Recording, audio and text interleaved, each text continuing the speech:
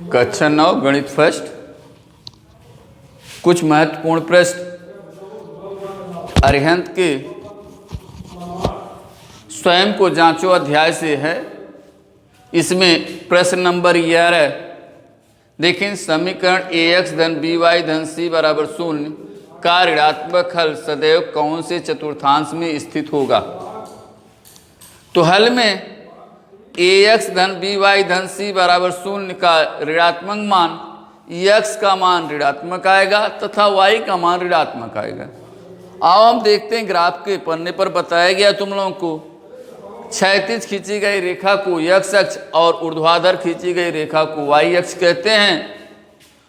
ये भी बताया गया कि y अक्ष के दाहिनी तरफ x का मान धनात्मक होता है, तो यह धन और यह धन हो गया, ठीक।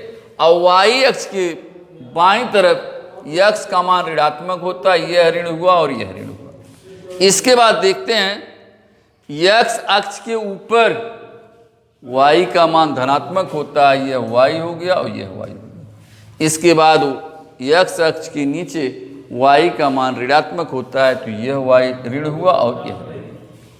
अब हम जानते हैं कि यह जो है दाहिने हाथ की तरफ ऊपर जो 90 अंश का कोण बनता है, इसे प्रथम चतुर्थांश, इसे द्वितीय चतुर्थांश, इसे तृतीय चतुर्थांश और इसे चतुर्थ चतुर्थांश नाम दिया गया है।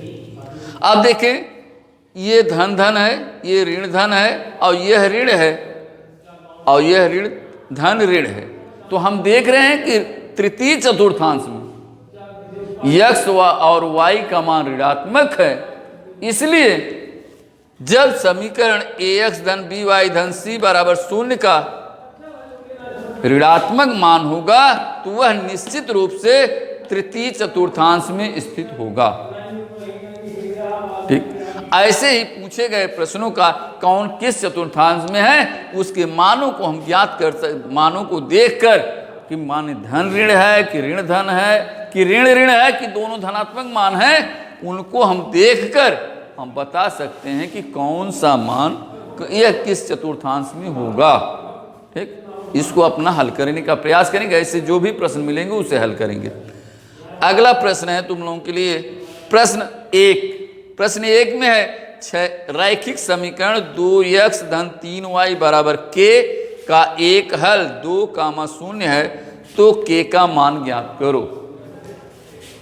हल के लिए देखें, हल 2x धन 3y बराबर k का एक हल 2, 0 है, ठीक। इसलिए x का मान 2 है, y का मान 0 है, तो x बराबर 2, y बराबर 0 समीकरण को संतुष्ट करेगा, अर्थात यह मान रखने पर इस समीकरण का हल सही होगा, बायां पक्ष और दायां पक्ष बराबर हो जाएगा। अब देखें, इस मान को हम समीकरण में रखते हैं, तो जैसे 2x धन 3y बराबर k दिया गया समीकरण है, इसमें हम x के स्थान पर 2 रख दिए तो 2 गुणे 2 धन, y के स्थान पर 0 रख दिए 3 गुणे 0 बराबर k अपनी जगह है। तो यह हो गया 2 दूनी 4 धन 3 गुणे 0 0 बराबर k। अब 4 धन 0 बराबर 4 ही होगा, इसलिए k बराबर 4 होगा। तो हम इस प्रकार प्रश्नों को हल करते हैं और इस प्रकार दिए गए प्रश्नों को सभी लोग हल करेंगे। 11 नंबर से 7 नंबर से 14 नंबर के सभी प्रश्नों को हल करके देंगे।